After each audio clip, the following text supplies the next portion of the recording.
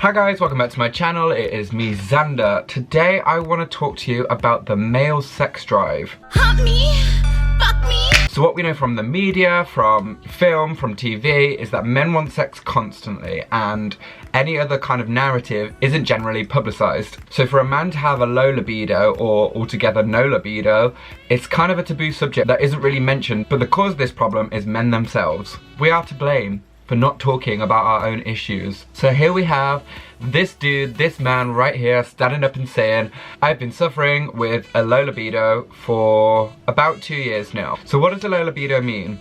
First things first, a low libido and erectile dysfunction are not the same thing. Erectile dysfunction is the inability to have an erection, whilst the drive for sex, the need and the desire might still be there.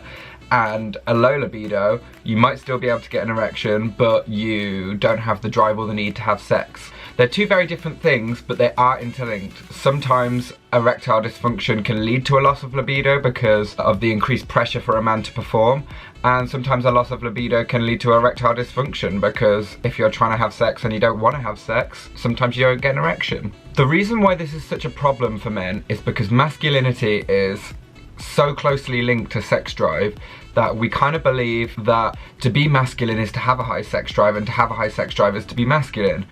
So when your sex drive might be compromised, then it might feel like you're compromising your masculinity. Loss of libido can be brought on from lots of different things. It can be physical, it can be mental, it can be social, whatever. For me personally, I've spoken out before about how I suffer with depression and anxiety. When I'm in my down times, my libido is flat out gone altogether. On the flip side to this, the treatment for depression, as well as lots of different types of therapies, antidepressants can cause a loss of libido themselves. So SSRIs, selective serotonin reuptake inhibitors, one of the most common side effects is a reduced or loss of libido. So I recently switched that pill to mirtazapine. This pill supposedly doesn't have a side effect of a reduced libido. I've been on this new pill for about 3 months now, and you know, I magically expected my libido to just go straight back up and go through the roof, but no.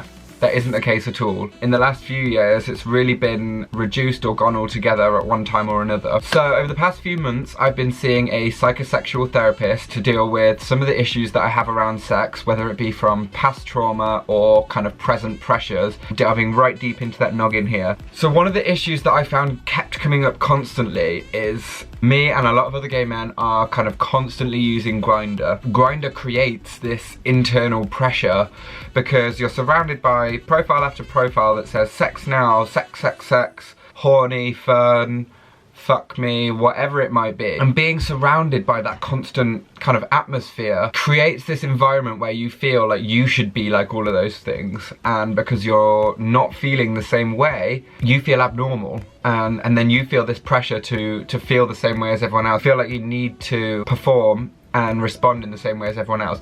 And because I'm putting that kind of pressure on myself, I'm then stressing out more and getting more upset about the fact that I don't have a sex drive right now. And it just makes things worse. It's not gonna make my sex drive magically come back if I'm kind of forcing myself to try and want it. The other thing that can play a big part in your libido is past trauma. So if you've suffered sexual abuse, sexual harassment, any kind of pressure to have sex, or any kind of negative connotations towards sex that you've had in your past, although you may not feel like they're being an issue to you now, one thing that I learned from seeing my psychosexual therapist was that I'd buried a lot of the way that I was feeling, and I hadn't processed it and hadn't dealt with it such that it was still there, it was still like in the back, in the bottom of my mind, but because I'd never really come to terms with those issues and never really dealt with them, they were still affecting me in the present day. So where am I at now? I've finished my psychosexual therapy, I've switched pills, I'm in a relatively happy place, and I still don't feel this sex drive. But you know what?